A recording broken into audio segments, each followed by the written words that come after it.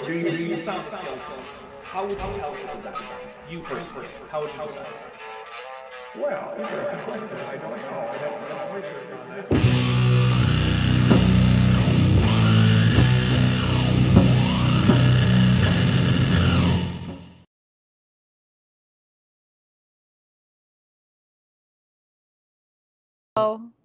Hey, everybody. Hi, everybody. So there's this show called Once Upon a Hamster that's a really, really old Canadian TV show, and basically it's just footage of hamsters and other varying small pet rodents. So like I think there's a bunny, there's like 2 different hamsters, I'm pretty sure there's a rat at one point, and they're all in like but little sets. Rabbits and aren't rodents. And and I am just- unmuted. And they just film them, and then they're just sitting there eating whatever they're doing, but then they put voiceovers on top. Well, thank you for covering the dead air while I fixed my OBS settings to actually work with my microphone, because I updated Windows, and Windows likes to reset all my OBS settings. For some reason, it's like, oh, did you want your default microphone, which basically just doesn't exist? And it's like, no, OBS, I don't want that. Thank you. Or Windows. Anyway, we're here to read Primal Man, the anti-Semitic, homophobic, young Earth creationist comic book, which it is literally all of that, right? It's by Jack Chick, although on the cover it says by JTC. I think maybe Mr. Chick was a little embarrassed, or not necessarily embarrassed. I think he thought that other people would be embarrassed to buy his comic book series if they knew it was just a long-form chick tract. It is. Which Amazing Frog? It really is. With unnecessarily awesome cover art. We're going to get into that, because, Vishanti, you did some digging about that, because you were like, who is this guy? Because this art is too good for it to just, like, what's the explanation here? But first, I want to have everyone introduce themselves to anyone who's new. Let's see. Bent, go ahead. Hi, I'm Bent. I make music. I'm on Dapper's channel a lot. That's true. You've probably seen me. If you haven't, welcome. All right, we'll just keep going clockwise. So, Vishanti? I'm Vishanti. I am 3 gods in a trench coat. There you go. And Chesh.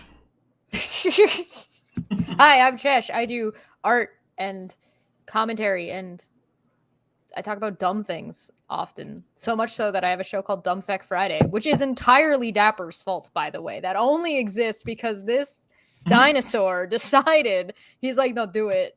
I was just like, oh, I can't stand for that. I'm directly responsible for like 2/3 of your content, because I'm also responsible for your debate hub, to at least a large degree.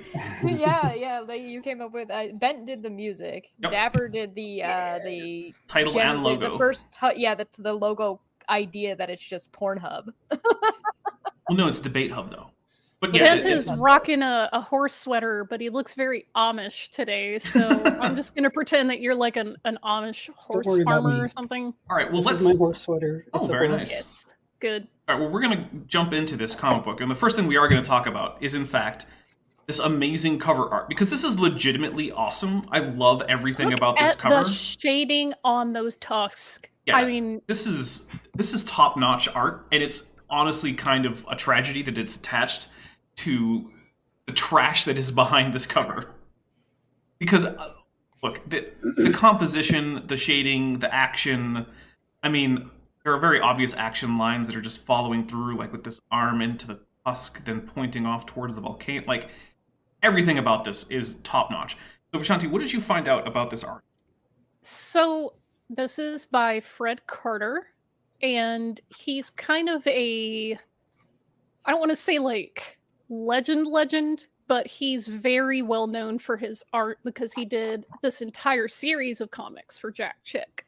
And he has, passed away a few years ago. But what's interesting to me, and I think Dapper also agreed, is that Fred Carter used his incredible talent to illustrate these covers for Jack Chick.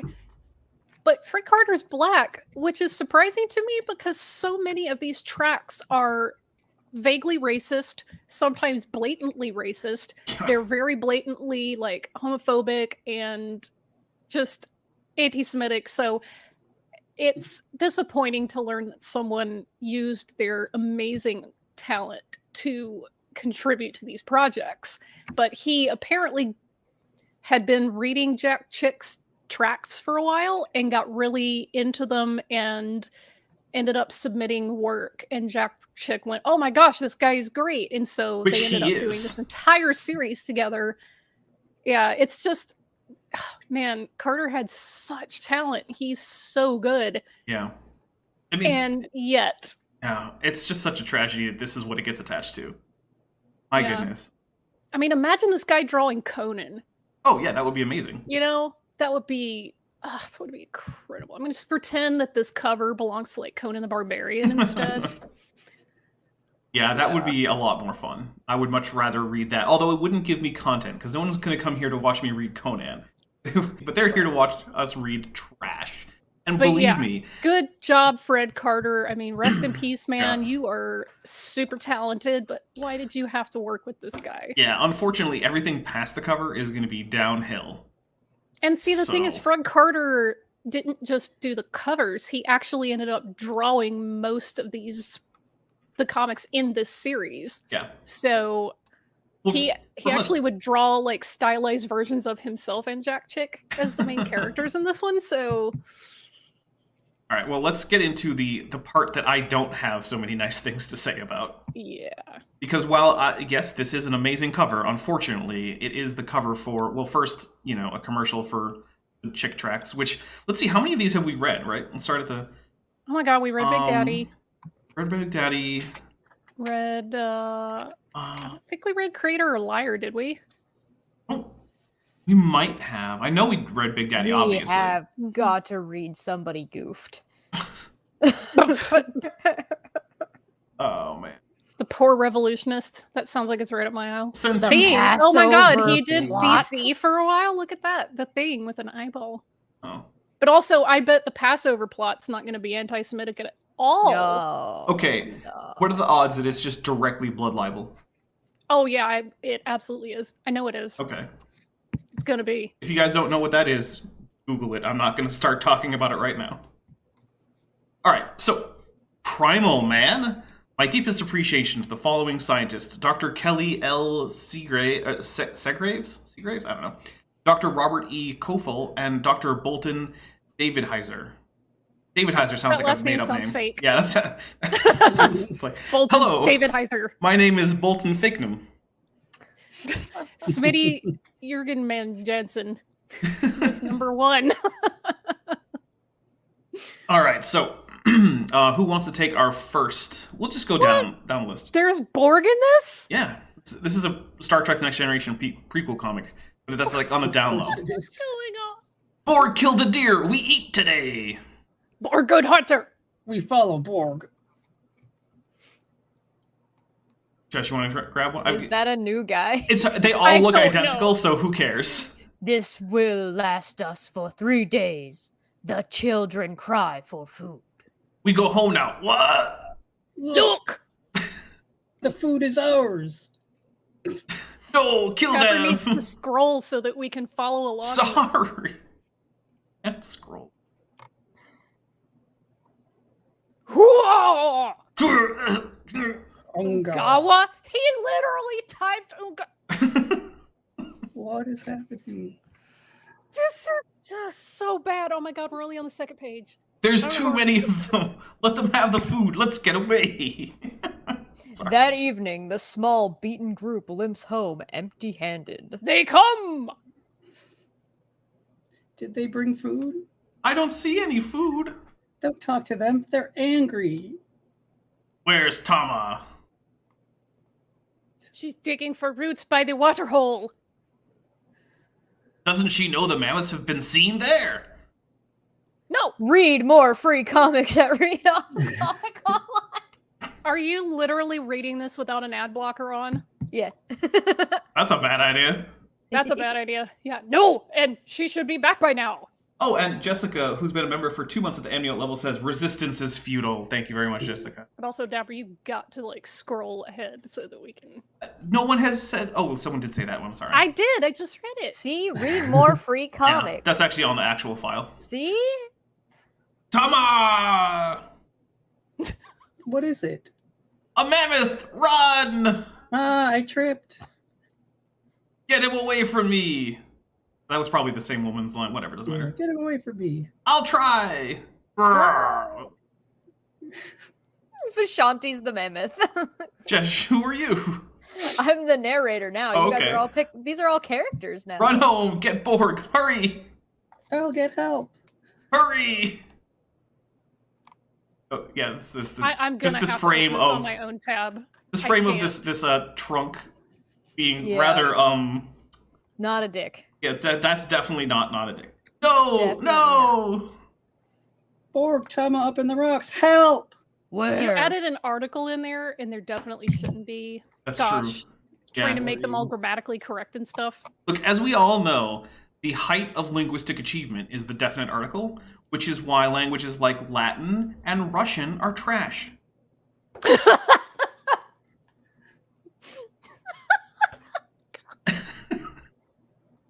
Okay. Confirmed. She's up there. I think I just hope broke Vishanti. Yep. Not too late. Roar! Help me! No, that's help my me! line. It's oh, sorry. Help me! Help me! It's got me, Borg. Yeah. This is actually Grab Tama. we've got Tama. She's alive. My I'm goodness, trapped. this mammoth is actually just way too big for a mammoth. I think this old man is It's telling Borg to die. Yeah, Borg, die. Say Borg. We can't. Yeah. Cut. Bridget. Oh wait, so who's the director? Who's our? I'll do the director. All right. Oh, you want it? Vishanti can have it. No. Oh, okay. Cut. Print it. Tommy, baby, you were great. All right, who's Tommy? Who's our blonde-haired, blue-eyed hero? It was your directing. You're the best, Dexter. How true. By the way, your friends are on set, Tommy. So, by the way, before we go on, I want to just heavily emphasize, Jack Chick villains are almost always drawn like anti-Semitic cartoons. Mm. This guy is basically just full-color Happy Merchant, which again is something I'm not going to talk about on the channel much, but if you don't know what it is, feel free to look it up. Literally just Happy Merchant with some flamboyant, like, 70s era clothes. Well, the other thing is he's also like going to be queer-coded, right? Because Jack Chick also doesn't like gay people. And it's Hollywood, and so there's that whole stereotype of the Jewish people that are all gay running Hollywood. Yeah. Yeah. So, yeah, of course our villain is, in fact, a gay-coded Jewish stereotype, which is just... I mean, it's perfect for a chick. All right. Hey, Tim. Is that you, Tommy? In the flesh. Tim, man, you look great. You look terrible, you big ape. Oops, sorry about that. Now I look beautiful again. Who says that about themselves? Tommy, this is Jen Carter and Dr. Lind.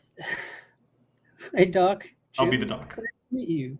Let's go grab some lunch in the commissary. I hope you enjoy the food. All they ever serve us is bananas. Ha ha ha. Let me go change first. Read more free comics. Yeah, at read- Comic-Con. Guys, I wasn't going to pay someone money for Jack Chick's comic book. Sorry. I think this is still Tommy. I want you guys to meet all the wheels on this production. Even the big gun from International Geographic Commission is with us. International Geographic. Hey, you know what? He's not going to pay for the rights to use National Geographic, nor are they going to give them to him for any amount of money for this crap. So it's Besides it's like when International people have Geographic. the can of drink that just says cola on it, right? It's International Geographic sounds like the most thorough and complete science journal of all time. well, National Geographic is only about one nation apparently. So how much Exactly. geography can there be in one nation? There they are. And this is Dexter, our famous director. Hello. Hello. Oh, sorry. How do you do? And this is Dr. Finlayson from the International Geographic Commission. And this is Frank Sweetie, Connolly, our you're- producer. Jürgen Van Jensen. I'll be the doctor. Dr. Lind, are you a physician? No, Dr. Finlayson, I'm an anthropologist. Ah, how wonderful. I don't know. I guess I'm several scientists. Oh, fans. wonderful. Then evolution is right down your alley. Oh, yes, I'm very familiar with the subject. Who just sits down and starts a conversation? He Like, knows goodness. nothing about evolution. This He's is- never heard of this it. is the meme. Dude, I just sat down. Who starts a conversation like that? It's like What it's the hell are you talking about? it's a commercial, right? And like every once in a while, like I get a survey. And it's like, how likely are you to recommend our search engine or something? I'm like, very Right. unlikely. Why? Because I don't have conversations where I just randomly suggest people use various products. It's Hi, not have you how guys life considered works. using Opera GX? Right? Maybe if someone specifically asks me for a recommendation, maybe, but I'm not just gonna go around like, you guys, I totally use Blender, you should use it too. If someone asks, I For talk ultimate about it. and privacy, use DuckDuckGo. There you go. This All is right, not so sponsored. Don't forget Who's our villain? VPN and Raid Shadow Legends. I think Chesh Hey, is Raycon earbuds. Oh, yes. Look, I would take money from Raycon. I would not take money from Raid. Mm-mm. I'd take money from Raid. I'd sell out in half a goddamn second. I don't give a shit. I'd take money from Jack Chick. I don't care. I basically think of most mobile games as scams, and I'm not going to take money to scam my audience. You know, I recently actually met somebody who plays Raid Shadow Legends. Really? Well, I mean, I hope Yeah. it's fun. Yeah, they Well, actually enjoy it. That's good. I've Anyway, never played it, so I have no idea. who's our villain, though? Who's voicing our Oh, our that was director? me. Oh, there we That go. was me. It's so refreshing, you know. We are giving all the public all the historical facts, no the science. That's true. Dr. Finlayson is here as a stickler for absolute accuracy in every scene. I'm sure you agree, Dr. Lind. May I be blunt? Of course, Dr. Lind. I guess I'm also the blonde scientist. Is this different? Anyway, I think that's still me. no, because you're No, Tommy. there's two blonde guys. There's Wait, there's Tommy, two the blonde blonde guys? guy, Of course there and are. the actor, the blonde guy. And Look, those our- are going to be the two guys going against the Hollywood elite over here. Our protagonist and his mentor both have to look like they came off of World War II German propaganda posters. Yeah. Yeah, yeah. Yeah. Because it's Jack Oh, Chick, God, and he's Jack long. Chick basically could have fit right in with the propaganda arm of the Reich. The dude's got the creativity of a rock. I believe evolution is one of the cruelest hoaxes ever invented. What the? I think that's our director. Hey, who is this Joker? Dr. Lind, are you implying that I'm producing films containing questionable material? Absolutely. Let me throw these creeps off the lot.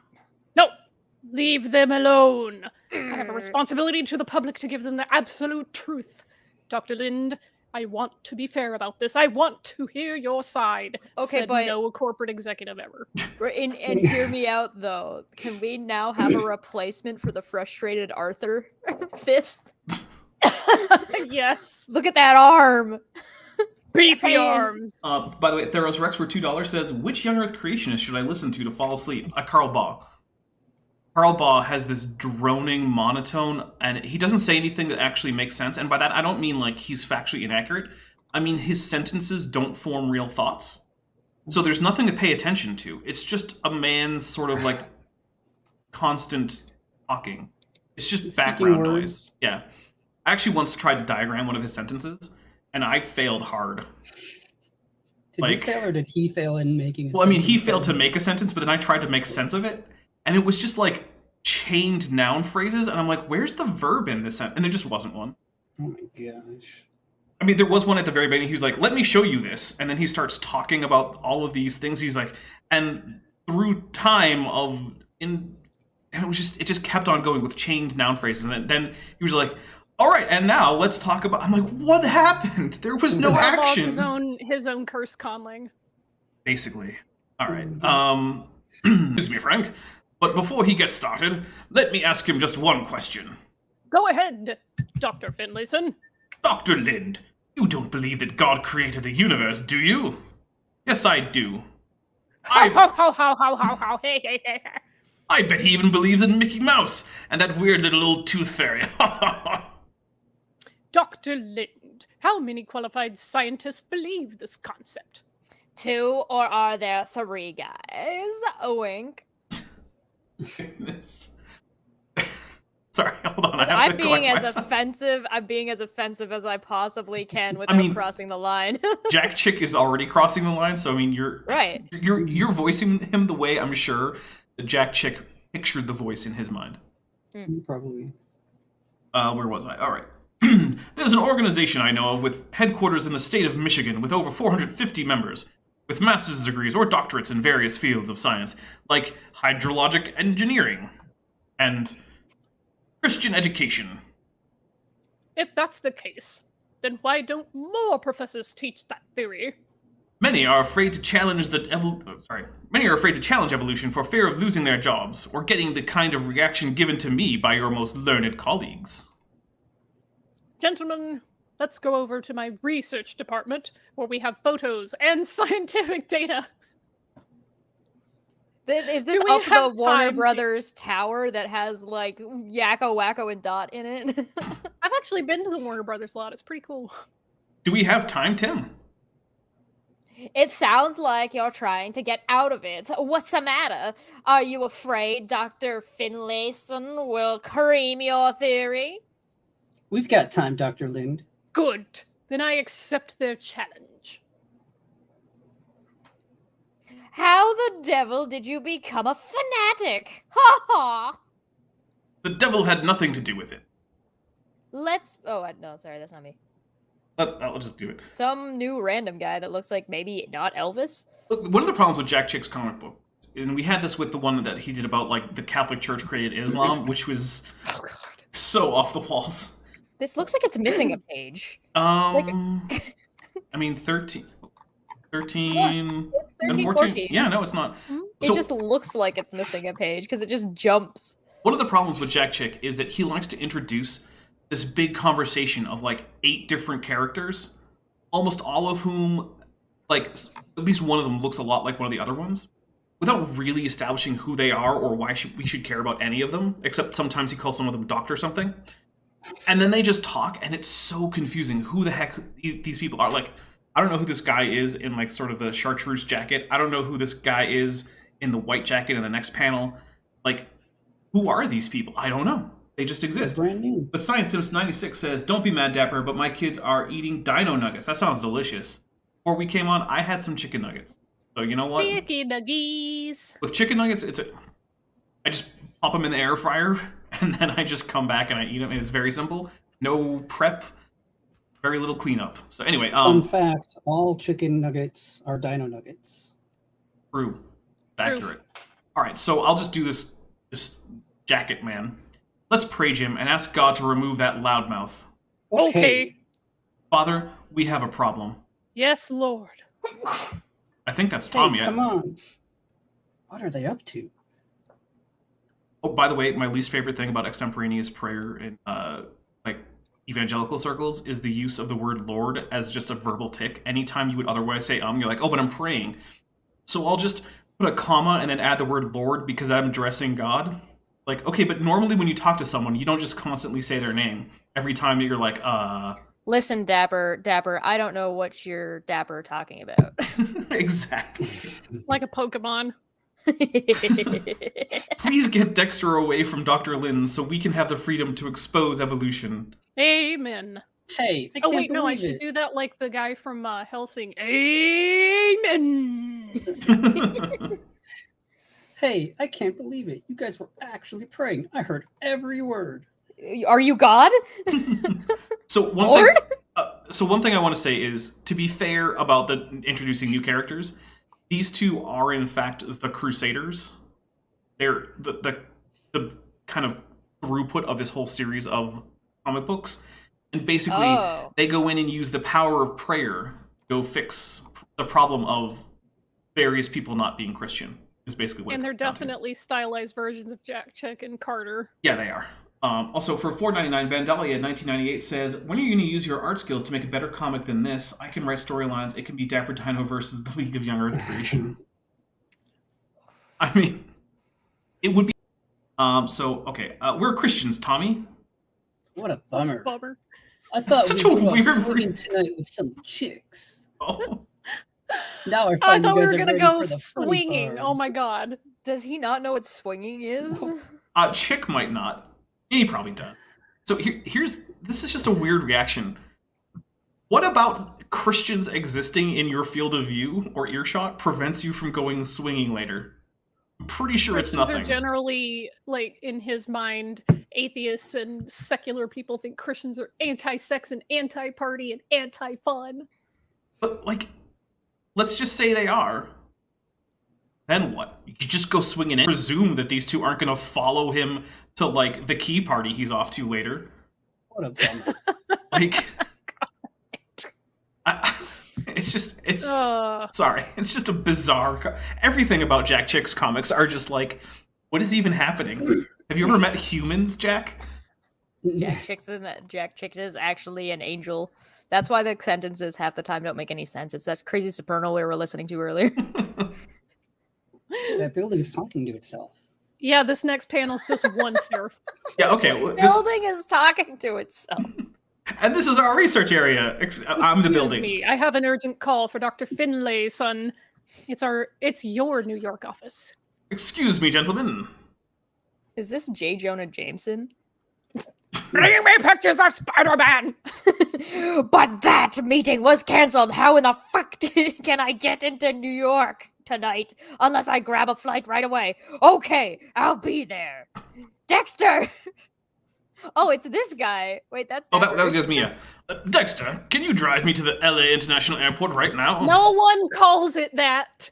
No one. Maybe they did in the 60s. No. It's LAX. It's LAX, and anybody who it. ever asks you to drive them across town to LAX better be your best friend on the planet, because nobody wants to drive you ever. That's also, if they're at the Warner Brothers lot, the Burbank Airport literally is like a couple miles away. Why would you drive all the way to LAX? I never even really want to fly to LAX. I don't like the LAX airport. I just don't. It's cheaper, and there's a whole new thing they remodeled that you should check out sometime. Okay, well, maybe I will like it next time I go there. But I used to plan flights around avoiding LAX connection. You and everyone else. Yeah. Anyway, Chesh is up. Yeah, but what about Dr. Lind? That creep is going to brainwash Frank Connolly. Frank, now don't listen to their propaganda. It's nothing but garbage. No, I'll take it with a grain of salt. They think Frank's an idiot. Good. I'll call you from New York. But the thing is, Jack Chick thinks that, like, his creationist nonsense is actually, like, super compelling. And so, like, you have to guard yourself against this if you want to remain a good secularist. Or you have to be dishonest, and Frank is a good egg. In the chat, David Lass says, y'all make LAX sound like Denver. I've been to the Denver International Airport, actually. And I had coffee out on there's that little patio outside in the back. And I could see Blucifer from that little patio. But did you go into the secret underground tunnels that are run by the aliens? They were actually closed for remodeling. There was little signs everywhere that they were closed. It was like, oh man. Guys, in case you don't know, there are so many conspiracy theories about the Denver airport. It's crazy. And actually, I kind of like the Denver airport compared to LAX. Like, it's not like a wonderful place I want to go hang out, but like, okay. I love how we find the airport and their modeling more interesting than Jack Chick's stupid comic. Yeah, Jack Chick's, well. Look, everyone knows Saturday is mostly just come hang out with Dapper, and we have some kind of structure to it, but like... Architecture. Here's one of my rules for airports. I consider you to be an acceptable airport if it's easy for me to find a plug to charge my phone or my laptop. If it's not, you're a bad airport. For that reason, I like the airport in Albuquerque, because it's got plugs everywhere, and it's not very busy, so like, there's usually like 8 plugs available for every person. The Toronto airport is a nightmare. It's never not been a nightmare, and even when they try to remodel it and make it less of a nightmare, it's still a nightmare. The Toronto airport isn't that bad. It's just confusing. Like, it's not, like, it doesn't feel like too claustrophobic anywhere. There's lots of plugs all over the place, but like the map is kind of like to where each of the terminals are, and like the way it's sectioned is kind of confusing. Tampa, like the big Tampa airport, really organized, really spacey, really clean.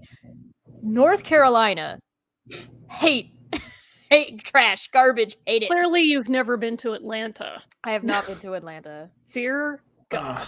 My thing with Atlanta is it's like, all right, you've got a half an hour connection. It's going to take you 50 minutes to get to your next gate. Oh, thanks, Atlanta. I mean, they have the train, which is cool, but like at least the engineering of that airport makes sense. It's like a terminal and then a tunnel and then a terminal and then a tunnel. LAX is built like a giant horseshoe, so the bottlenecking is insane.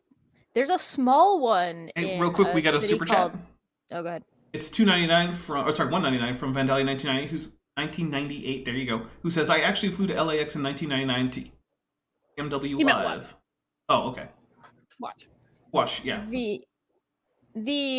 There's a city called Hamilton in Ontario, and they have a very small airport, and so the waiting area is the same area for all of the Oh yeah, I've been to a few. And so those are super nice because they're spacious enough. It's a big open area, and then you just have to pay attention to your gate, and everything is all up, and they do the announcements and everything, and it's That's like ring and open.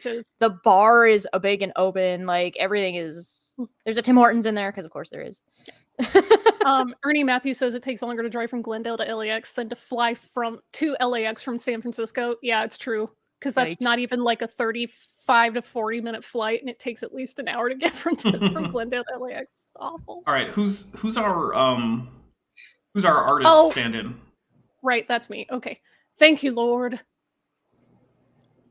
Ben, you're up. That's Bent. Okay.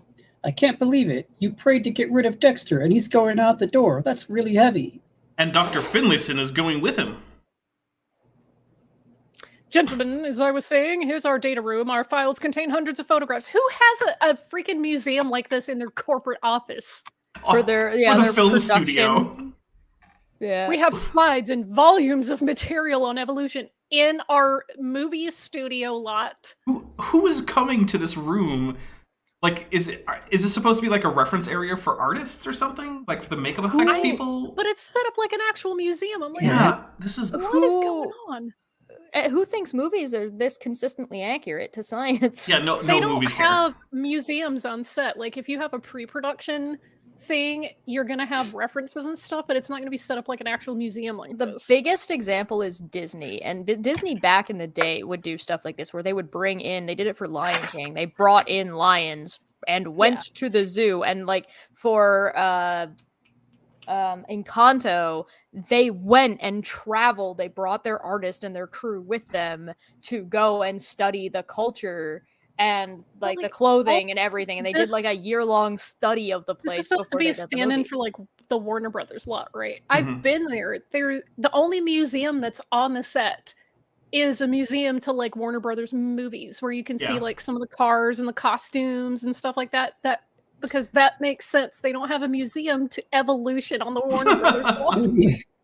Well, David Lass asked, is it the prop department? That could kind of make sense, except everything's behind glass cases, which is... Yeah, everything's behind glass. That doesn't make sense. I demand, if this is supposed to be a stand-in for the Warner Brothers lot, I demand Yakko, Wacko, and Dot, and I demand Dr. Scratch and Sniff. I'm pretty sure this is before that. So. All right, here we go. We have slides and volumes of material on evolution. You'll notice on this chart the skull and the date of the species and his title. This one's a lord, this one's a baron, this one's a duke. We go as far back as 25 million years up to modern man. Who is that? I guess it's... the other blonde guy. Okay, I guess that's me. That's you. This must have cost a bundle. It cost literally millions to educate the masses. I'm sorry, hold on.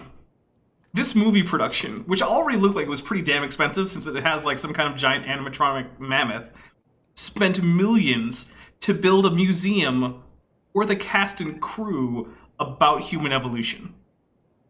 That's not how movies work, guys.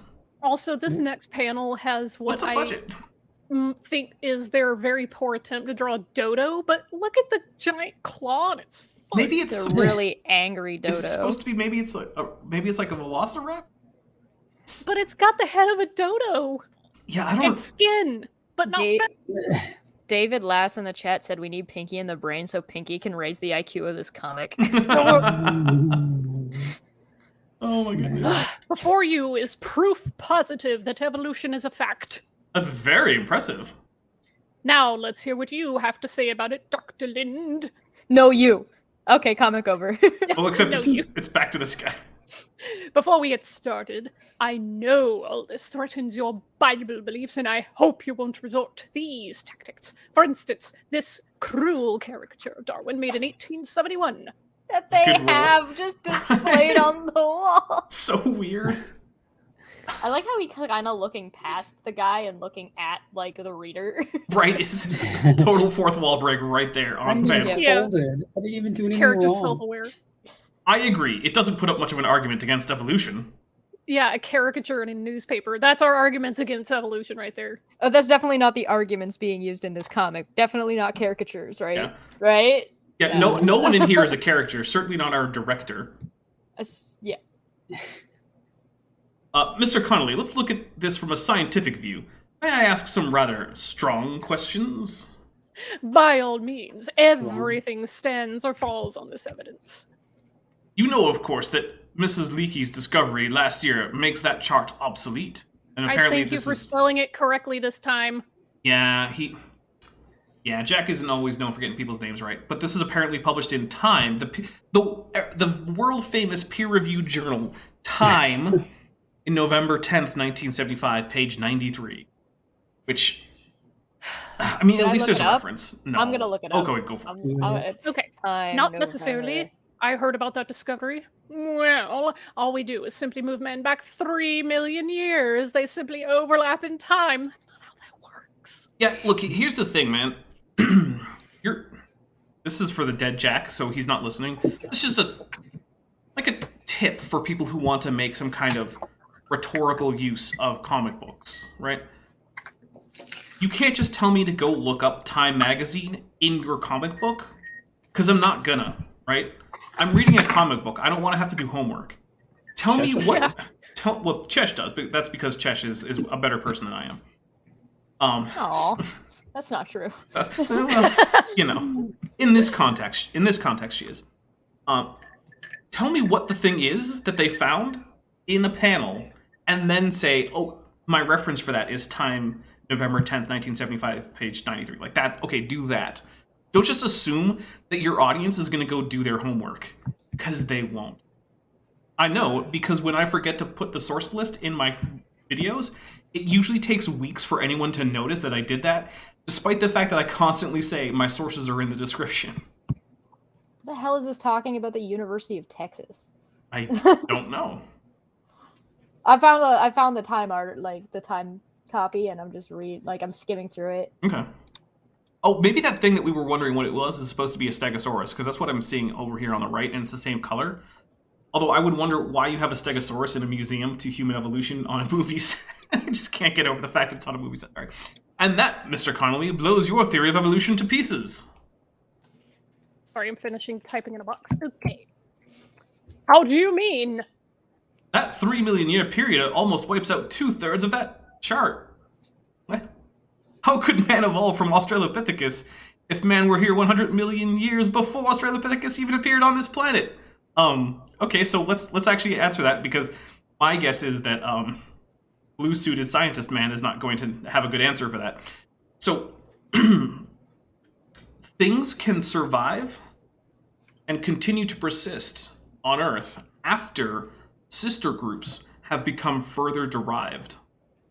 And so let's break that down a little bit, right? So if humans evolved from a group of apes, which they did, that same group of apes can also create other daughter populations that are different kinds of apes that still exist.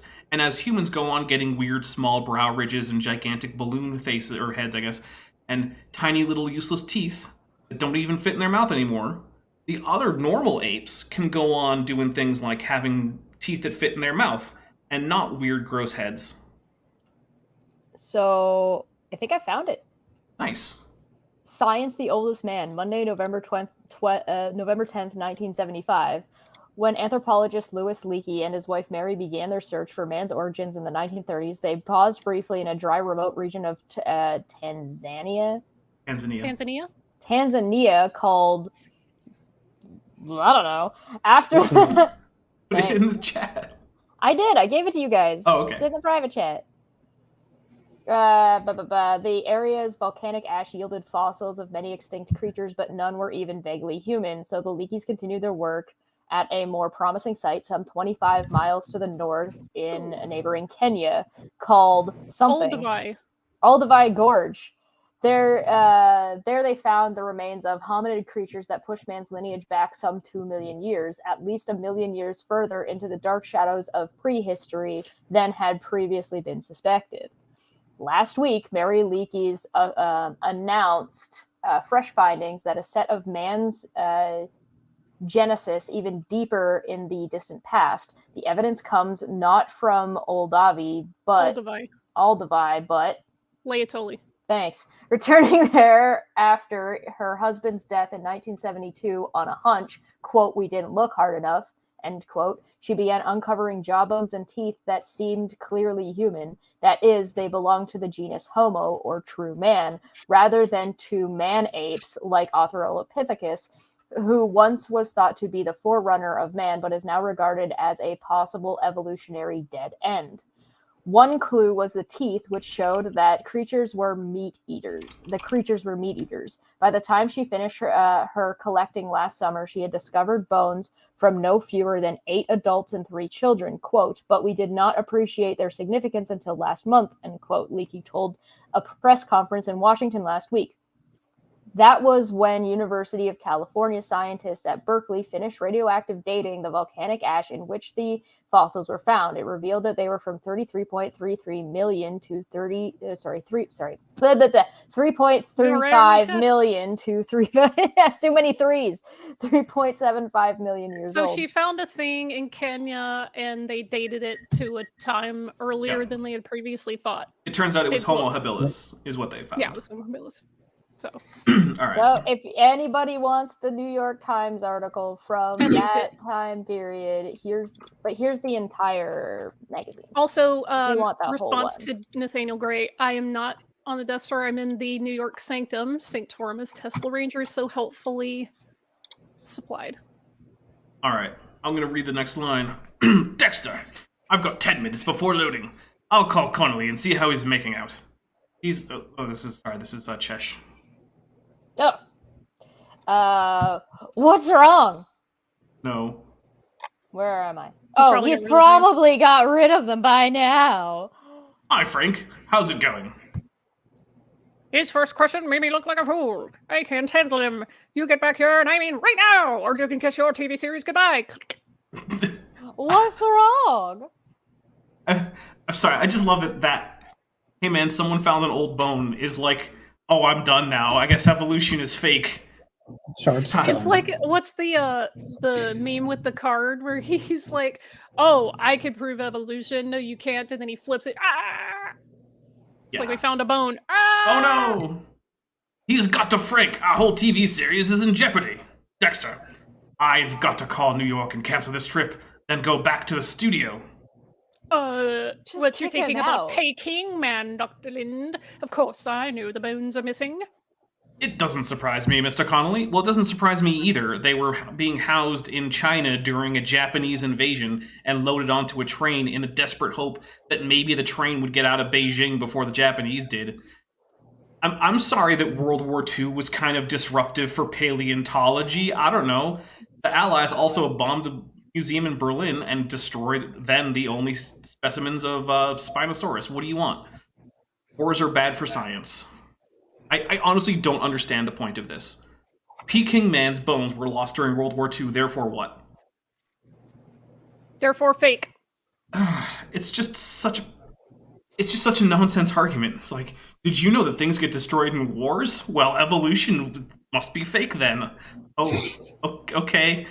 Sure. I mean, the United States looted the living hell out of a bunch of Iraqi museums. Mm-hmm. Does that mean that, like, human so did the history Iraqis. Stops, you know? Well, a lot of the looting of the Iraqi museums was by the Iraqis. I mean, I'm just saying, like, there's literal footage of American soldiers going in and just being like, we'll take this. Yeah. That means that Babylonian history doesn't exist. Yeah. What that means. This is Dr. Connolly. Right. What do you mean by that? You know the Peking bones were well guarded in China by their finders. Yeah, until the Japanese swept in this little thing you might have heard of. It's called World War II. Ever heard of it? I guess Name 2 of their albums. Memory is short, I guess. This is 1970 something or other. 2 French scientists who were permitted to study them decided they were animal bones. Well, that's a lie! Wait, of course they were animal bones. I thought they were plant bones.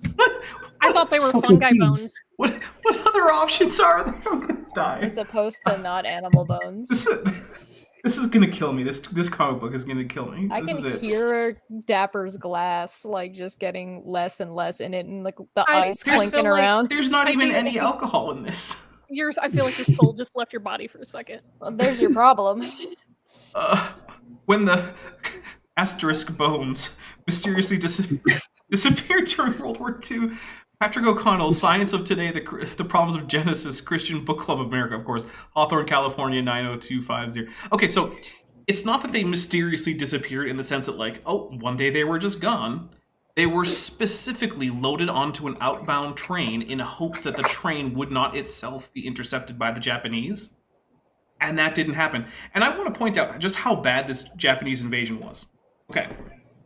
There were German party members in Beijing at the time who wired back to World War II Germany. I'm trying not to say too many of the words that might get me demonetized. To say, hey, guys, the Japanese are being a little bit over the top. Could we call them and, like, through diplomatic channels, since we're allies, tell them to, like, I don't know, maybe cool it a little bit? You guys take a chill pill? Cool, thanks. The Japanese invasion of China made the Germans in World War II the good guys. Thought we were bad. Whoa, this is Batman interrogating somebody with the good cop being Batman and the bad cop being older Batman. Like, that's the kind of situation that these bones were trying to escape from. The fact that they failed isn't too surprising. Like, when actual World War II German military officers become the good guy in your invasion story, yeah, it was a bad day to be in China. Oh, this is me. I'm sorry, Mr. Connolly, but if we must put Peking Man in with other questionable species, Peking Man isn't a species, it's just Homo erectus. Evolution and Christian Faith by Dr. Bolton David Heiser, the Presbyterian and Reformed Publishing Company. Notice how all of these are... It's just animal scientific bones. At some point, I wonder if Jack Chick will ever actually cite a peer-reviewed article of any kind. That would require him to have read it at any point, which he definitely did not. Like Piltdown Man, which was built up from the jawbone of a modern ape and a fossilized human skull. First of all, it wasn't a fossilized human skull. It was just a human skull. And Hesperopithecus, which was a horrible blunder. This man built up from one tooth of an extinct... I'm just going to say peccary, because I'm tired of saying that it's a peccary, not a pig. Okay, so a few things there. Peking Man is, because there have been further Beijing findings of Homo erectus. It's just Homo erectus, right? Not a questionable species. We still have many, many, many Homo erectus fossils, and even if we didn't, right? Even if Peking Man was the only Homo erectus fossil, the fact that it's been lost doesn't mean it didn't exist, right? That's not how that works.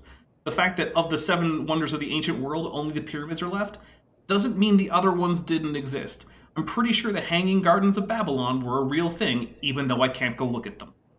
I mean, there's people that do question their legitimacy because we haven't found any, like, definitive ruins of them. Yeah. And whatever. Look, the NB points out that not all German government officials were actually National Socialists. And that's true. Look, there were people who were like, look, man, I just want to continue my job at, like, whatever regulatory agency this is, and that means signing up for this party membership card. And, like, I'm not going to tell you... You're going to find me being a lot less charitable. Yeah, I'm not going to tell you that's a good thing, but it is also the case that that is a large portion of the population at the time. We're just like, I just kind of don't want to get fired. And listen, I have a serious problem with I was just following orders, or I just want to keep doing what I'm doing, so I'm just going to not say anything. Yeah, look, I'm not, like I said, I'm not defending it. I am saying that it is the case that a lot of people were not... their personal comfort is, more important than a genocide, so it's fine. Are you telling me that not everybody in Germany was Hitler? There's only one of those. There was only one of them, and there were varying levels of dedication to his project. It is the case. However, you still had to be at least pretty okay with what was going on to end up being a diplomat over in China. So, like, I feel like my point about it being them who tried to rein in the Japanese stands, they were still, yeah. So, anyway. Helen, will you bring me an Alka-Seltzer? Yes, Mr. Connolly. Let's see. And now there's 2 completely new characters. Where are these people coming from? Oh, I don't. Okay, but hold on. We'll talk about Hesperopithecus for a second. So Hesperopithecus was the nomen dubium assigned to a peccary tooth by a non-anthropologist who found it and thought it looked like an ape tooth. Which, to be fair to him, pig and peccary molars do look, especially when they're worn down, like worn down human molars. They have similar shapes. And to be frank, even when they're not worn down, because pigs, peccaries, and humans have similar diets, they actually do kind of look vaguely human-ish if you don't know a whole lot about, like, molar morphology. So this wasn't the craziest thing to happen to a non-specialist, right? It was Hesperopithecus. However, Hesperopithecus was never taken seriously by any scientists, because all of them said, well, one worn molar is not enough to name a new genus. Like, that's not a thing. And also, no one has examined it. And, like, the first people who examined it said, oh, this is a peccary tooth. And so, yes, one newspaper over in England was like, oh, this is really cool. Let's commission a piece of art of it. That was it. It never made it into any textbooks. There were never papers published about Hesperopithecus. It was literally just one guy on his farm who was like, I think I found an ancient human tooth. And then literally everyone else was like, no, you didn't.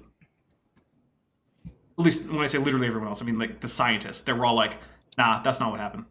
And the Wises are still saying it. Yup. Okay, so this is new characters.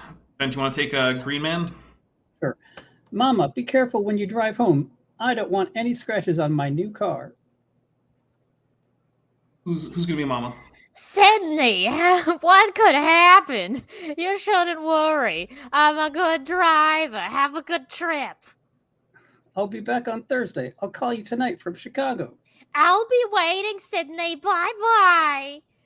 Remember, Mama, no scratches. Oh, great. I forgot where the hell Sydney parked. I think it was on the second level. What fun fact, that dome-shaped restaurant that's still at LAX, it's not really doing much of anything, but it's not a restaurant anymore. What is it now? Like a gift shop? No, it was a restaurant. But what is it now if it's not a restaurant? That little dome-looking thing that she's looking at, it kind of looks like a UFO, but it's very 70s. Like, that's still there. If you fly to LAX, you can just see it when you're leaving. Oh, but is it just now not used anymore? Yeah, it's like, it was a restaurant for a while, and then they were going to remodel it or something, but it's not doing anything but taking up space right now, so. Ugly German Truth asked if Hesperopithecus is the same as Nebraska Man. Yes, Hesperopithecus is the nomen dubium that was given by that guy to the so-called Nebraska Man. It must be on the third level. This could kill me. I hope my heart can take it. What a klutz I am. Now I remember. It's on the lot next to this building. Maria, baby, you're getting old. Maria? Are we changing her name? Myra. Whatever. She's forgetting her name. Look, that's fine. Yeah, I'm just going to say that given the voice and, to be frank, the art, Maria does not seem like a very likely name. Yeah, fair. All right. Damn, operator, the line is busy. Then cut in. This is an emergency. Yes, sir. Dexter, try to get my bags back. Okay, but if I can't, we'll have them flown back. Nathaniel Gray, who's been a member at the level of Tetrapod for 7 months, says, so Chick made a comic book from a shampoo bottle conversation. Yeah, basically. This is just like the shower conversations that Bent Hovind has that he then reports as real conversations. Like, it's like the most brain-dead arguments, and then people are like, how could I ever possibly come back from this devastating critique of evolution that Homo habilis was found? Yeah, I mean, I'm convinced by Lady lost where she parked her car. Yeah, I don't know what's going on here. Like, this doesn't seem relevant, but maybe it'll tie in. The car's over there in that lot. What a mess. The luggage is on the way to New York. Oh, this is the other one. Oh. I mixed my voices up. This is still those two talking. Oh, yeah, okay, so we're cutting... That is so confusing, because this looks like the parking lot, but it's those two down at the bottom. And because Jack Chick likes to make buildings speak, I thought it was just more of that nonsense. Yeah. All right, so I guess this is me. We should be at the studios in 10 minutes. Then we'll take care of Dr. Lind and his friends. So wait, is this going to be the prayers of the Crusaders caused a car crash with this old woman? Yep. I think that's what's about to happen. I think God's about to make them have a car crash. So they can't get back. Yep. There, Sydney, I backed out without a scratch. Move it, Dexter. Let's get there as fast as we can. Look out, look, you idiot. You're backing into Sydney's car. Meep, meep. Dr. Lind, let's go back to Mrs. Leakey's find. That also shoots down your Bible, which places Adam and Eve at around 10,000 years or less. The dating techniques are off. Oh, come on now. How could you possibly question the reliability of carbon-14, potassium argon, the uranium lead method, or other radiometric methods? Let me share some little-known facts. Please do. I'm also confused by, like, the number of dinosaurs in this museum.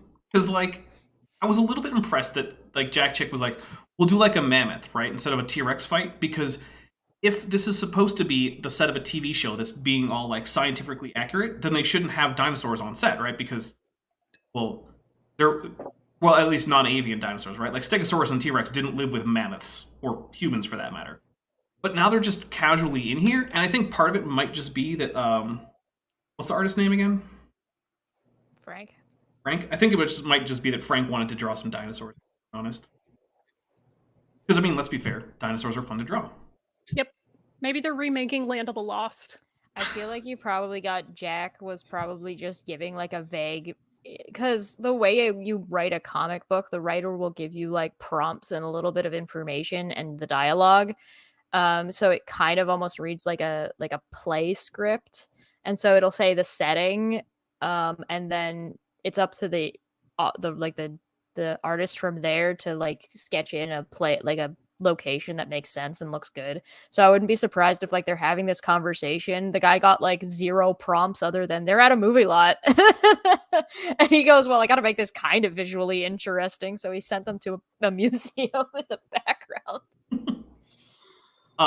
This is me. A living mollusk was tested by carbon-14, and the reading showed it had been dead for 3,000 years. Science Volume 140. Oh, look, I was wrong. We did get an actual peer-reviewed source. Wow. Hey, Science Volume take a shot. 141, 1963, page 634, M. Keith and G. Anderson. Which is That done. is a finish your drink. Gene Anderson? Yeah, so look, I'm impressed. This is an actual peer-reviewed result. But here's the thing, right? Okay, so I actually know about this particular instance. It comes up all the time on these stupid things. So this mollusk, which was in fact, I believe, a snail, if I remember correctly, was a marine snail. And the thing about especially coastal marine organisms, actually just marine organisms in general, is that they are in what's called carbon reserves. This is where basically the carbon that's there tends to already be fairly old, which means it already has anomalously low amounts of carbon-14, because unlike organisms that are getting their carbon directly from the atmosphere, like plants, or the animals that are eating those plants shortly after that, or eating those animals. Because, you know, if the carbon chain goes, plant brings in the carbon, turns it into leaves over the course of, like, a year, then, like, gazelle eats those leaves, and then gets eaten by a lion. I mean, what, you've got, like, a 5-year transit from, like, the atmosphere to the lion? So, in terms of carbon-14 dating, that's basically nothing, so that'll work there. But the chain of carbon getting into the ocean, because it doesn't directly come from the atmosphere, can be much, much longer. And carbon can just be circulating in the ocean without any reference to atmospheric carbon-14 for thousands of years. Which is one of the reasons why certain types of organic matter are known not to be viable for carbon-14 dating. And this particular experiment was to show that that's the case. They said, hey, we don't think you should carbon date certain things like certain marine organisms. Here's how we know you shouldn't. And then they did the experiment, and then everyone was like, yeah, okay, let's not carbon date those, because that clearly doesn't work. But that's the thing. You're reporting on someone saying, here's a limit of the method, and then saying that because someone tested a limit of the method and found out that, yes, in fact, it is limited that way, that therefore the method doesn't work. That's not how it works, right? It's like you can say, hey, look, guys, I found out that you shouldn't use calipers to measure your cross-country trip. Okay, that's true. You probably shouldn't. That's a bad tool to use to measure how long you're going to be driving across country. But it doesn't mean calipers don't work. They're still really great for precision measuring small things. All right, so I guess this is Vishanti's line here. Okay. You mean it was still alive? Yes, it was still alive. Which also, you don't normally carbon test living things, but whatever. Far out. How? Lava rocks were checked in Hawaii by potassium argon method. It said they were almost 3 billion years old. This is from Funkhauser. And that's when the volcano erupted. No, it erupted in 1801. This is from Funkhauser Naughton Journal of Geophysical Research. I'm sorry, I can't with the 2 R's. I'm just... Yeah. Erupted. Maybe he's Spanish for some reason. Okay, for this that makes one. about as much sense as everything else. I mean, why Just not? for that, To be just for that fair, one pain. that mustache kind of gives me like a little bit of a like I'm from Spain vibe. Yeah, but that's... I'm a anyway. Spaniard. Thanks. Anyway. Thanks, Highlander. Got that. Oh, Look, Sean Connery. I like Sean Connery, but the man had no ability to do accents at all. So I'm just Russian. at least in that one, they did like the transition scene where they had the guy reading in Russian, and then like the camera zooms into him, and as it zooms out, he switches to English. And that's like your key. Like you're no longer hearing what they're actually saying; it's now just being translated into English, and no one is trying to do the Russian accent. They pulled some movie magic to make it work. They did not do that in Highlander. No, they did not. All right, so there's a few things here. This is again a test to see, like, hey, what kinds of things do we have to be aware of in terms of getting bad dates from volcanoes? So one of the things that you have to be careful of is the inclusion of what's called xenocrysts, right? So xenocrysts are crystals that have not melted when this igneous rock was forming, and that are still included in the rock, right? So certain kinds of crystals have very, very high melting point. And so if the volcano isn't hot enough to melt those crystals, but they're still in the mix of the rock, then when new rock forms, those old crystals with old dates are still in there. Which means, once again, this is testing to say, hey, this is something we have to watch out for. So when you test your sample, try to make sure you don't have any xenocrysts in it. We also saw that with Dr. Steve Austin, who did a similar test, where he got similar results in one of his tests, but it was specifically in the sample that had visible inclusions of crystals that sort of looked like xenocrysts, and his responses to why they weren't was just, nah, trust me. That was Steve Austin's whole response as to why these aren't xenocrysts, thereby invalidating. Nah, bro. Convincing. Okay, I guess this is I mean, I don't know if you've noticed, but this guy hasn't actually made an entire point in his spiel yet. He's just giving out some pseudo, like, half information. Like, he hasn't actually presented an argument. Yeah, it's basically been, hey, did you know? Nor anything for his side. Just, hey, this one thing was wrong, maybe. Yeah, it's been, let's see. One old set of bones was found. Okay. One old set of bones was lost. Which, again, okay. One was fake. Okay. And then one was a mistake. Okay. And then 2 examples of how you know how not to use radiometric dating that are then used to say, well, I guess radiometric dating is fake because it has limitations. Anyway, the rocks taken from the moon have been dated by various radiometric... Oh. Who is this? I think that's the same guy. Keep going. Okay. Have been dated by various radiometric techniques. No, and I'm it's sure the they other all guy. gave the same date. Yeah, No, it varied from 700 million years to 28 billion years. It's all guesswork, but they're brainwashed the public into believing they have the answers. John G. Reed, what is scientific certainty of evolution? Scientific representation. And of all course, the answers. It's not guesswork. the section where I'm like, this sounds like nonsense. In fact, it is from a creationist nonsense publication. Of course. I just hate how blatant and transparent all of it is. Okay, this is when the only one who really knows is the universe. Is the one who created the universe. The Bible calls him Jesus in John 1:3-10. I'm assuming that's actually what he said. That he just gave the Bible reference. Yeah. Keep this scientific or else I'll ask you to leave. Crash. What the? What the? You crummy idiots! You destroyed Sydney's car! You fiends! Yeah, I was right. Jesus caused a car crash in order to keep Scientist Man and director from the movie set. You'll pay for this, you devils! Hey, you old fool, stop it! Hey, lady! Hey, lady. Oh, sorry. Here's $400. That should fix it. You knocked me down, you animals! You slipped, lady. Come on, Dexter. Stop them! Help! Police! She's crazy. I heard a woman scream. Let's go check it out. And now we come to the Hear least... the car crash. We- Didn't hear the honking. Only heard this lady just losing her mind. But still, we're already at the least realistic panel, which is that the cops are actually bothering to check something out because someone's calling for help. It's because it's an old white lady. Well, and because Jack Chick is probably pretty pro-cop. Why is he wearing a helmet? It's a police helmet. I have no That's idea. true. It's the He's 70s. not a I don't know. motorcycle. Right, it's Yeah, it's like the guy. This is what they wore in Chips. All right. Oh yeah, I'm green shirt or jacket guy, I guess. I don't know, but coming up, somebody clearly stole my toy dinosaurs from when I was a child. I'm a little upset about it. Mr. Connolly, in the scene where the Borg is killed, why didn't you use a dinosaur? How? Well, now, Mr. Clark, that little question proved how little you know about evolution. Mr. Connolly, Tim asked... Oh, I think this is Bent, actually. Mr. Connolly, Tim asked a legitimate question. Why didn't you use a dinosaur? Because, Dr. Lind, it's a scientific fact that dinosaurs died off 70 million years ago. To say that man lived at the same time of dinosaurs would be totally unscientific and the height of foolishness. I mean, that and it would be cool to just see a cool fight that's not dinosaurs all the time. It's kind of cool. Like, we already got Jurassic Park at this point in time, so why wouldn't we have a mammoth one? That'd be cool. It would, and yeah, I want to see... The answer fights. is creativity, Jack. But also, I like that there's just random dinosaur toys and the movie set Museum of Evolution. Yeah. I don't know. All right, who's our artist? Oh god, I have to do all these voices? Oof. Okay, then we better not tell him. Tell me what? I'll let you give him the bad news.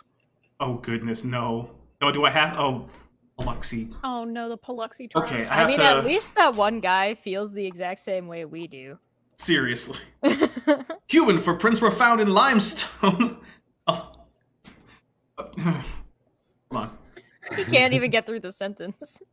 Human footprints were found in limestone along with dinosaur footprints near the Paluxy River in Texas. Like, this is you from guys the are killing me. Great Dinosaur Mistake by Seagraves Beta Books. Oh, Beta Books. Yeah, they're like an evangelical Christian publishing house, like specifically. Watch our video from last week to learn about that. Okay, so goodness. Here's the thing. And this is not just a me thing. This is like Answers in Genesis agrees with me on this, right? Like, I'm not coming here with like the crazy evolutionist propaganda, like straight up basically every creationist other than Karl Baugh and like Bent Hovind are going to agree with what I'm about to say. There are two types of supposed man tracks at Paluxy. One are the hoax tracks, which do look distinctly like human tracks with visible toe impressions and everything, but that are obviously, carvings because of a few different reasons. One is that, so when you actually make a footprint, you push soil both up and down, so like it goes down in the middle, but it actually gets pushed up around the edge. And if you have an already solid piece of rock, you can't just add more rock onto it when you're carving a footprint. Like, how would that even work? Also, they lack the actual proper proportions, as well as any indication of like dermal ridges or anything in the footprints that are carved. These were primarily carved during the 20s to sell to tourists because, well, it was the 1920s. People weren't doing too well, and they were doing just about anything they could to get money so they could buy the food that was increasingly expensive because the US government decided that the best thing to do during an economic depression was to buy most of the food in the country and then burn it. Literally a thing, by the way. So yeah, people were a little desperate. So then the other kind of supposed man track are ornithomimid tracks. Now ornithomimids are dinosaurs like Gallimimus that you might remember from Jurassic Park. And so while they are digitigrade, the muck that these animals are walking on, which is mostly sauropods and ornithomimids and a few other unidentified but more predatory theropods, was very soft. So the ornithomimids, having relatively small feet compared to their body size, sunk in deeply, to the point that part of the distal end of their metatarsals actually also left an impression, which is unusual, but it does happen in very soft dirt. And then when they pulled their feet out, because the muck was so soft and because they sank in so deeply, the dirt around the toes tended to fill in. So what you're left with is a vaguely humanish-y kind of shape, except that if you do things like, take a careful look at these impressions, you can actually still see the toes, or if you, say, wet them, you can actually see a color difference between the soil that fell onto the toes and the rest of them. These are very obviously ornithomimid tracks. There's no question about this. And like I said, basically the only people who are still willing to say there are human tracks in Paluxy is Bent Hovind and Carl Baugh. Every other major creationist organization has just been like, nope, this is not real. These are not human tracks. These are a combination of fakes and dinosaur tracks. There are no human tracks at the Paluxy River. In fact, actually recently, because the U.S., the southwest of the U.S. has been going through a drought after drought, more tracks than ever are being uncovered at Paluxy. So that's a silver lining to the impending water crisis here in the southwest. You get more dinosaur tracks. Yay! Yay. And then soon there'll be water rationing. And also, already here in Arizona, farmers have had their water cut significantly. So, fun times.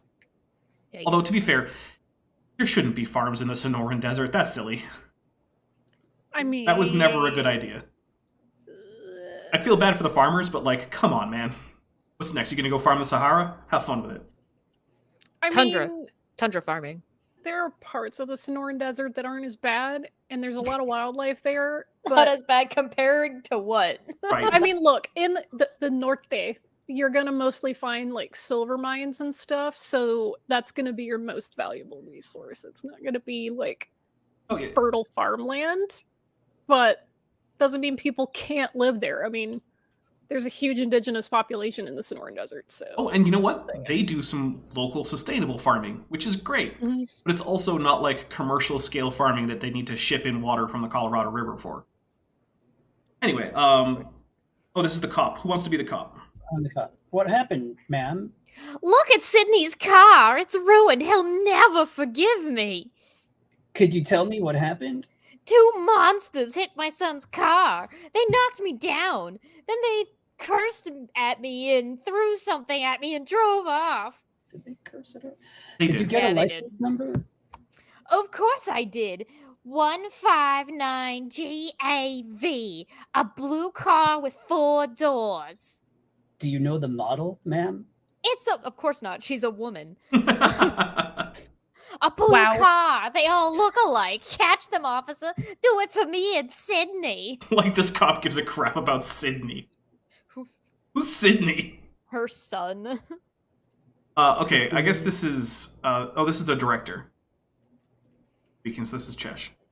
No, stop worrying, Dr. Falison. We got away. You have got my word.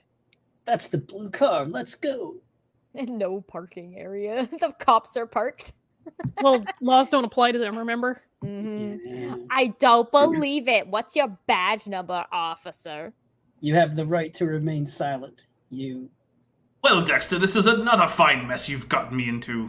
Womp womp. That's them. Oh, did they bring her with them Apparently. on a car chase? Did you Well, it get doesn't any seem like other they went birds? very far. Like, this still looks like the airport. Yeah. That's them. They are the animals. I'll never forget their evil faces. Okay, so let me Okay. just for the record Wow. state that she's already called the flagrantly anti-Semitic stereotype a devil, an Mhm. animal, and evil. Yes. Multiple times. For the they record. call animals. Yeah. Look, Jack Chick.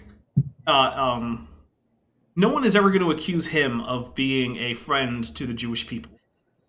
Mhm. No. I mean, Also, good you'll- question, Eric. And this debunks evolution. How? Great question. Next question. Yeah, there's... Right?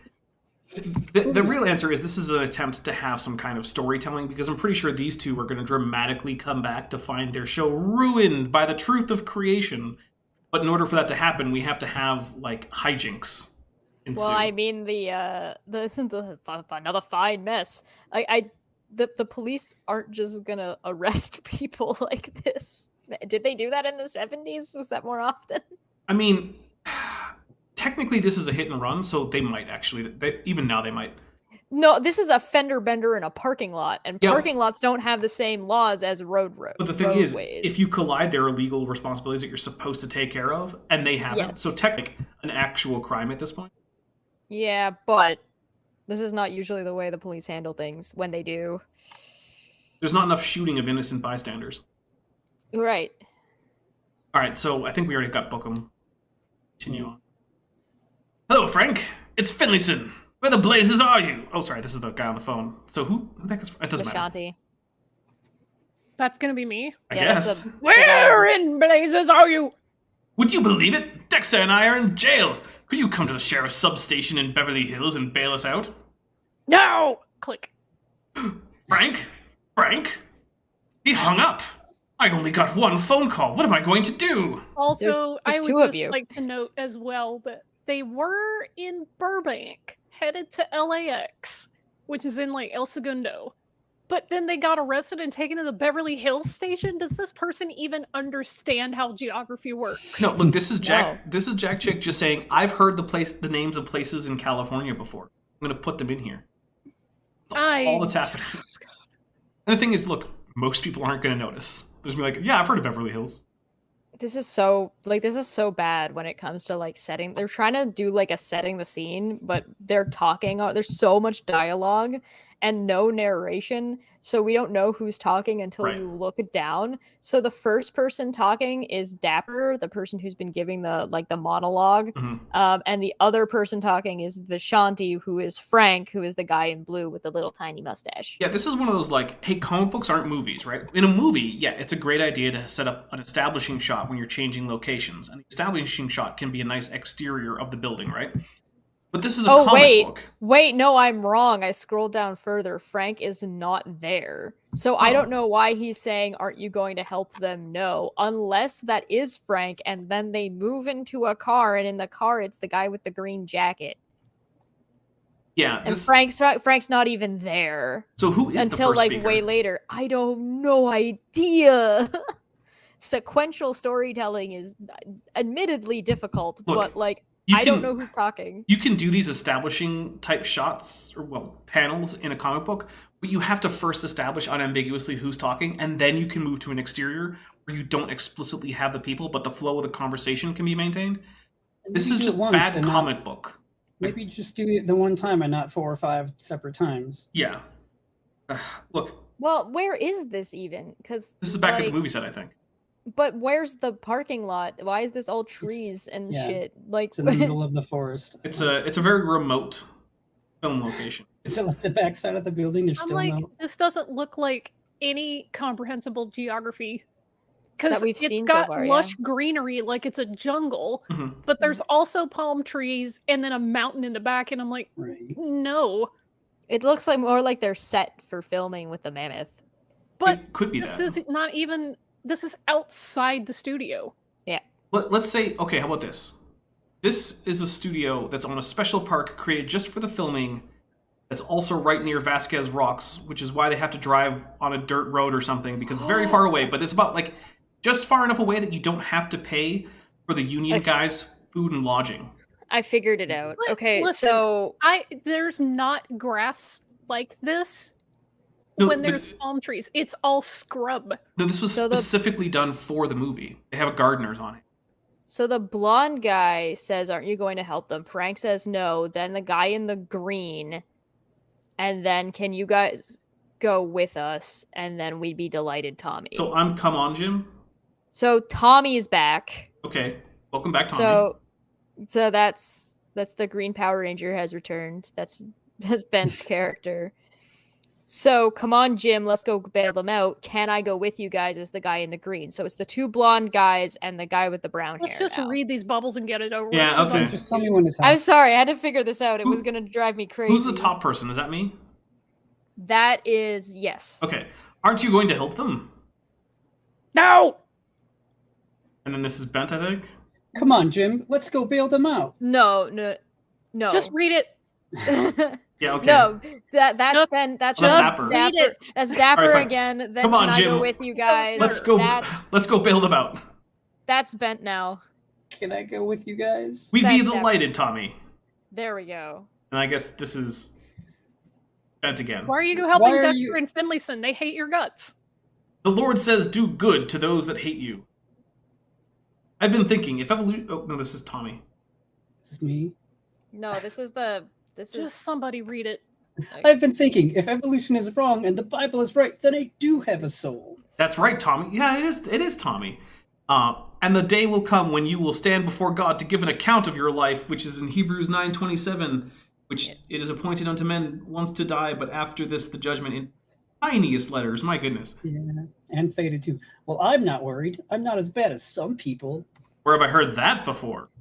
You mean I'm in trouble with God? Tommy, the Bible says all have sinned and come short of the glory of God in Rom 3:23. That's the book of the A lot Bible of this written is by just Quark's preaching. brother. Then I'm not going to make it. That's bad news. Yeah, let's hold on. Let's see if is the rest of this just preaching. Skip to page 29. Skip to 5 minutes later.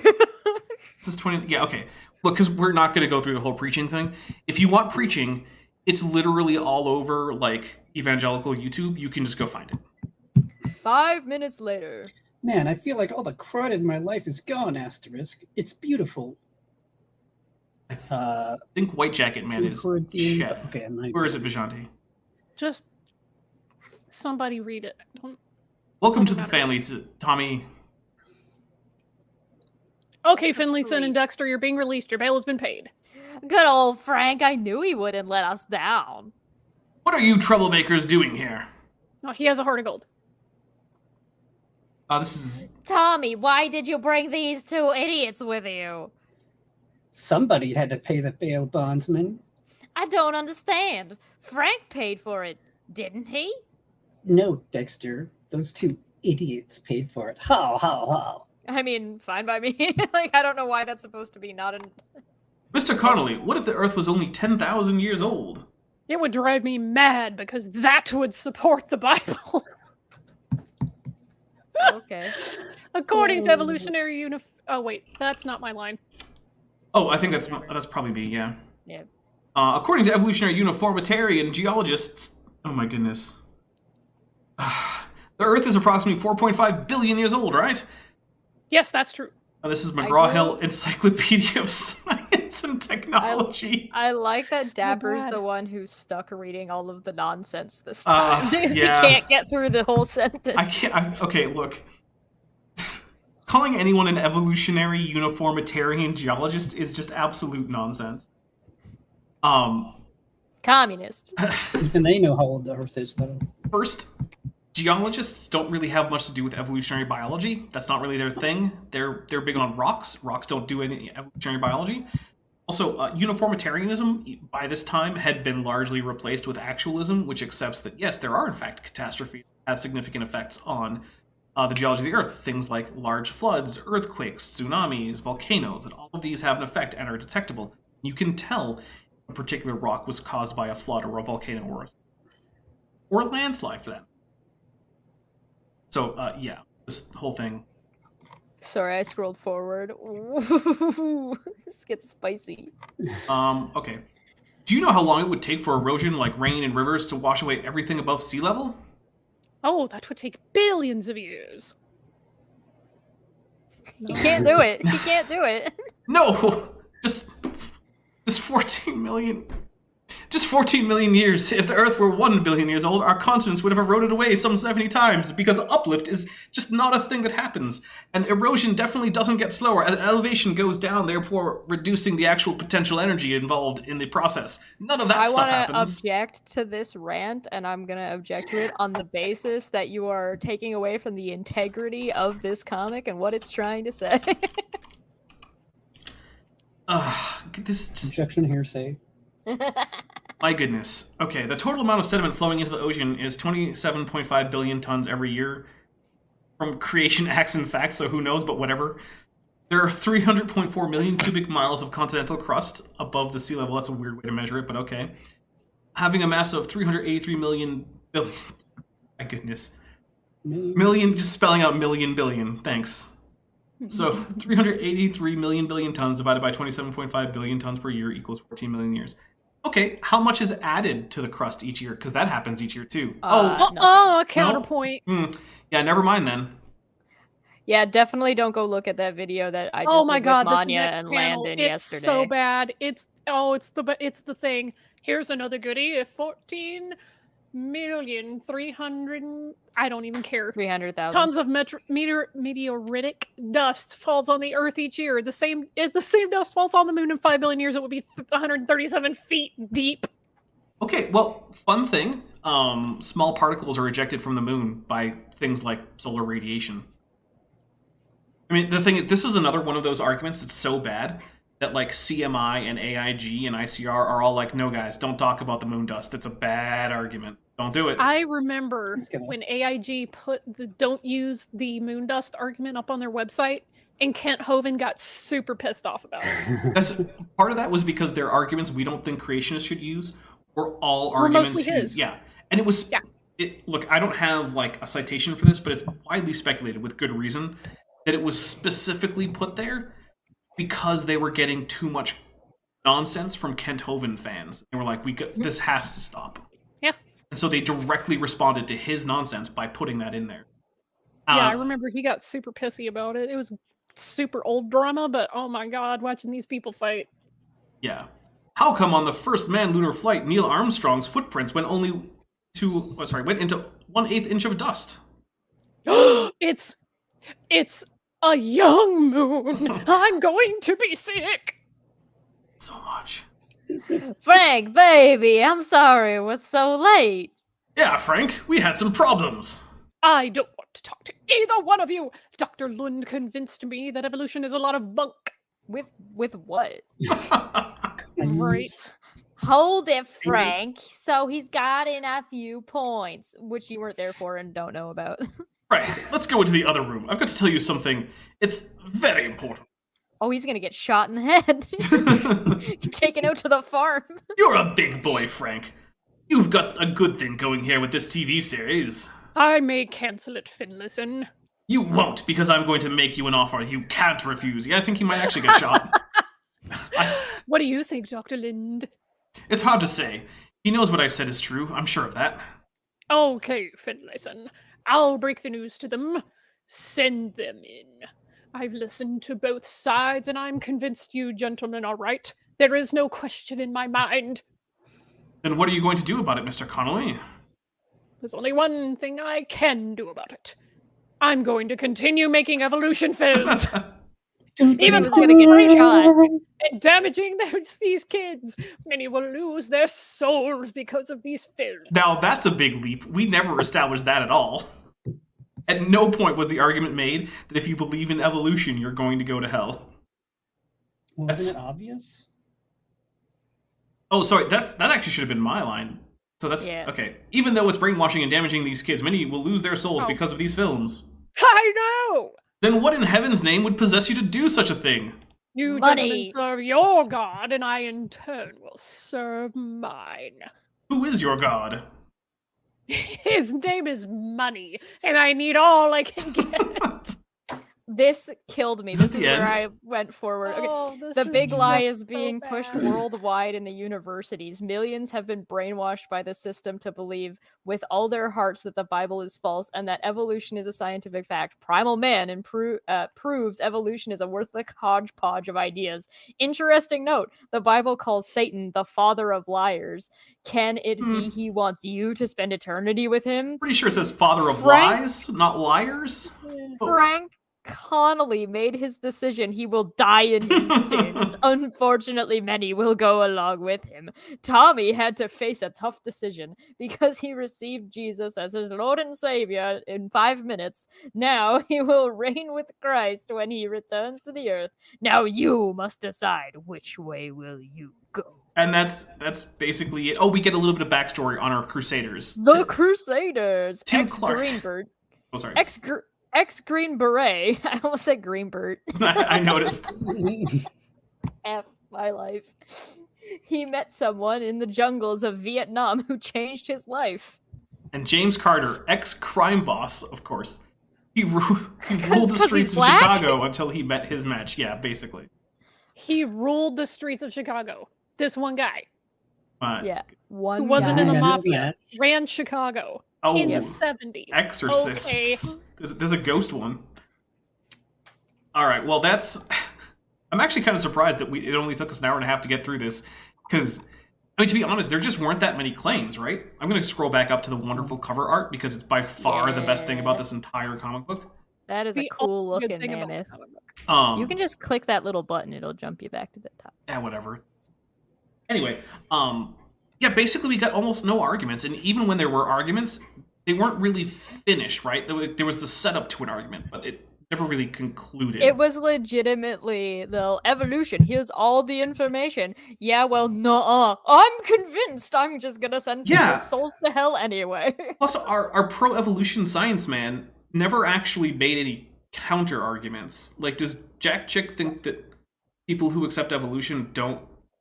I know he doesn't think they have good reason, but he acts like they don't actually have any reasons that aren't just motivated by, like, I am greed or convinced. something. Like, they don't actually have any intellectual reasons for accepting this proposition. I am He's never taken it convinced that far. that guy said that his reasoning was money and that he was all evil, but I think that his reasoning was this: the guy was actually threatening him and was going to kill him if he didn't continue producing. Yeah, my goodness. No, I think he never takes it that far. He never even looks into what a response might be. He thinks it's a checkmate and he's walking away from the game.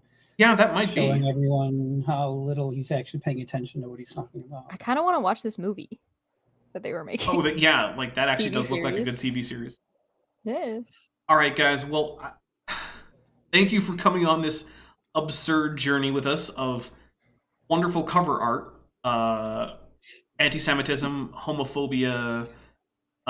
Let's see, implying that the only reason people accept evolution is because they're greedy, because big evolution pays the big bucks. Yeah. I mean, Jack Chick his fantasy world is one in which there's actually money for evolution propaganda, because apparently the Satanists who rule the world, who may or may not be Jewish, but will definitely look Jewish even if they're not explicitly. Don't look at those mega churches over there. Yeah, right. They're the ones who, one, have the money, and two, want to make sure that you don't believe in God for some reason. Yeah, it's all very confusing. But yeah, this is awful. This actually might be less convincing than the track that we read last time, Are You Being Brainwashed? Because that one had arguments in it, because Jack Chick's the main... Or no, Dwayne Gish, was the main speaker, right? And so he's just going through his actual reasons. The thing is, if you listen to Gish, or you read transcripts of his debates and whatnot, he actually speaks in a form that is actually designed to be like, okay, here's why I think what I think. Here are the reasons that this is reasonable, why you should believe it too, premises, arguments, conclusions, that kind of thing. Whereas this is just a bunch of mostly things that aren't true, just asserted, and then just left to lie there. Oh, Homo habilis was found. I Yup. mean, it this didn't have any argumentation in it. It didn't have any point. It didn't actually do any convincing of anything whatsoever. I don't know what the point was. I don't really understand what he was trying to get across. And Also, I really like what an Intrigued Feline said in the chat. Not to mention, we're now 50 years down the line from when this comic was published. 50 years, evolution only got more solidified, and their arguments hold no water. And they're still using most of the same ones. Mm-hmm. Oh yeah. Yeah, you still hear people talk about, Nebraska Man was just a pig, which again wasn't, but sure. Yeah, and it's you're not wrong, but it doesn't matter to anyone. Well, they've never heard a response, so they think it's still a good argument, because they don't go out seeking responses. My goodness. All right, well, that would ruin their... I gotta say, now that I've actually read all of this, because I hadn't actually read all of it, I read, I think, the first 5 pages or something before this, just to make sure that it actually was going to go on to a topic that was reasonably appropriate for the channel. But yeah, I did not know it was going to be this empty of any kind of thought. Really... Also, I do like that apparently Jesus asinine. Causes car crashes to save the soul of movie stars. Fender benders. That's a takeaway there. Is like, what's the other interpretation? I mean, you could say it's just a coincidence, but like the whole the movie producer and his scientist buddy in the green jacket not being there was all framed as a direct result of the Crusaders' prayers, which is sort of the through line of this entire comic book series, is that those two guys have the power of prayer. When they pray for things, correspond to their prayers. Is Sydney a character in some other book? I don't think so. I think he's just there as a plot device to get the old lady into a car that can crash. She said his name so often that made me think that maybe he's a character in something else. It could be that is he important somewhere else? It could be that he's based on someone that Jack Chick knows. Like maybe he had a friend named Sydney. Oh god. Who flew away one time. That's embarrassing. So he guys, flew away and never came down. Well, I think we're just gonna wrap it up because I mean, what else is there to say about this? It's really bad. I don't recommend anyone read it without a group of friends to do the voices. And even more alcohol.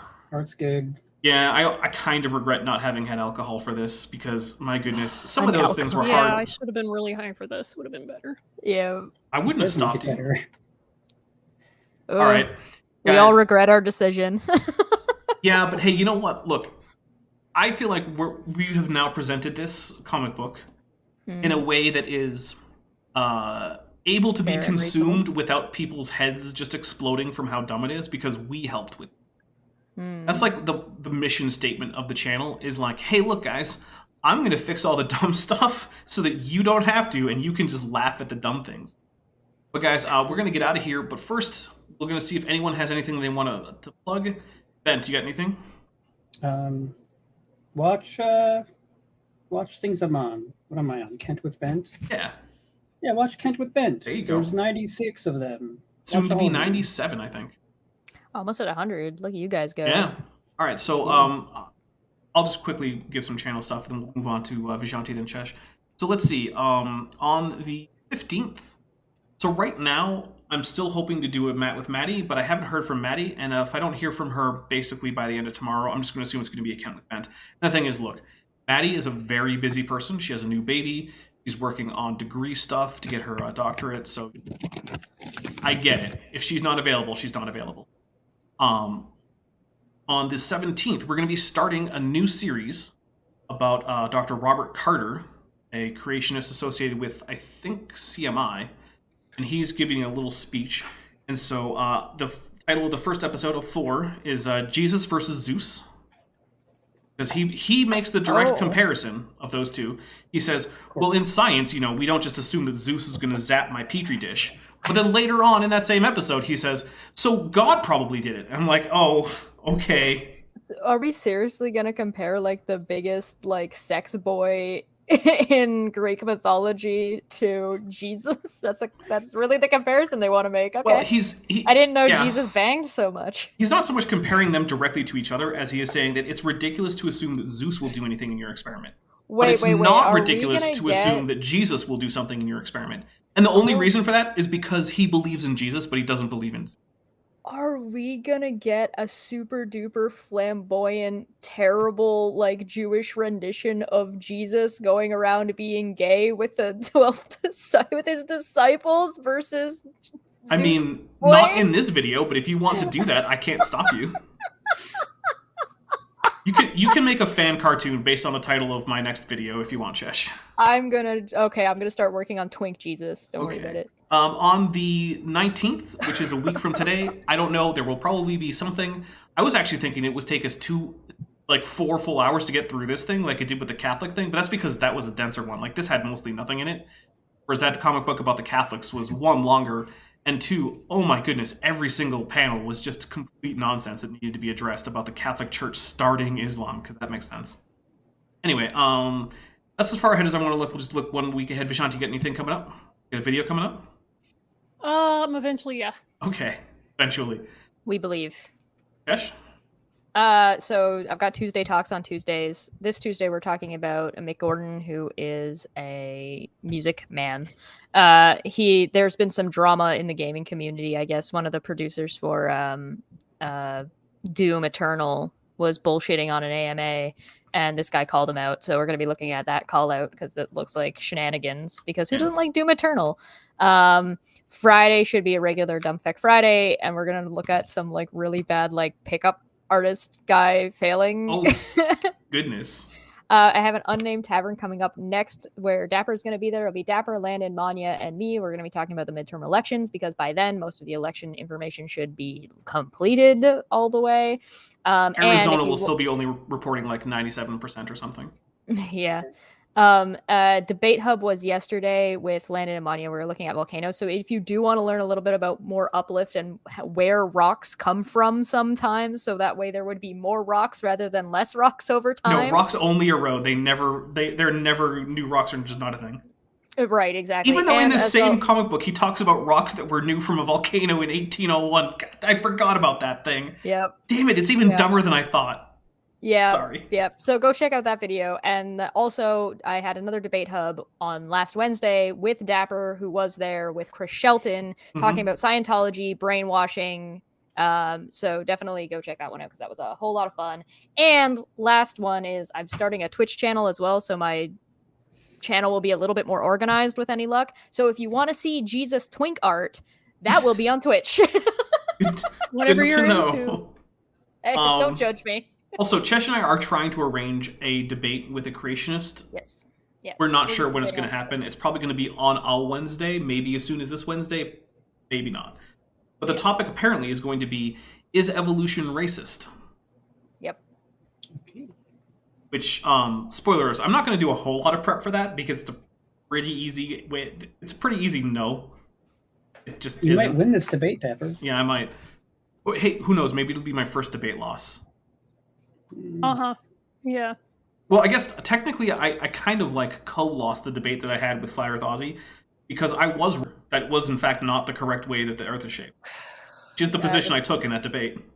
It depends on which flat Earth model you look at. Well, They don't even have a model. That's No, the they funny don't. part.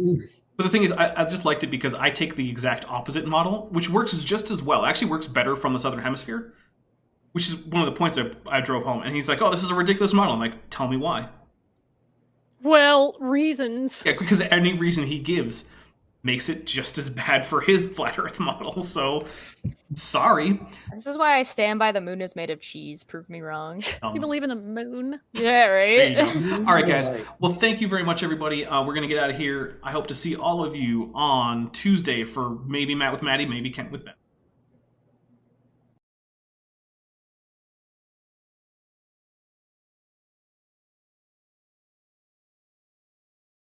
But before or Knob, Work in Progress, Bent Hovind, Tapioca Weasel, Denny5252, Ian Chen, Landon Knoll, Mabdy Babdy, McSpooks, Sphincter of Doom, The Venerable Bead, and Atheist Animal.